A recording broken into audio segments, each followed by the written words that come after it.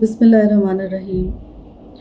आप जानते हैं कि अमीर बेगम वेलफेयर ट्रस्ट पाकिस्तान में दुखी इंसानियत की खिदमत के लिए पिछले 18 साल से दिन रात काम कर रहा है।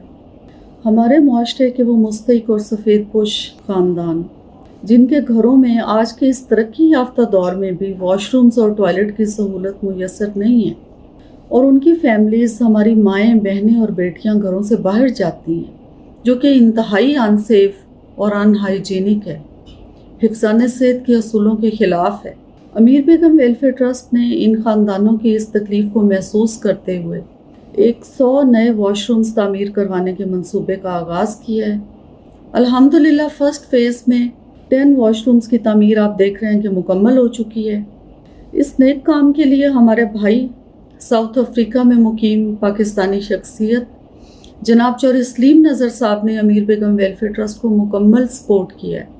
मैं ट्रस्ट की तरफ से जनाब चौधरी सलीम नज़र साहब का दिली शुक्रिया अदा करती हूँ और अल्लाह ताला से दुआ करती हूँ कि अल्लाह करीम हमें मज़ीद आसानियाँ बांटने की तौफीक अता फरमाए। आमीन।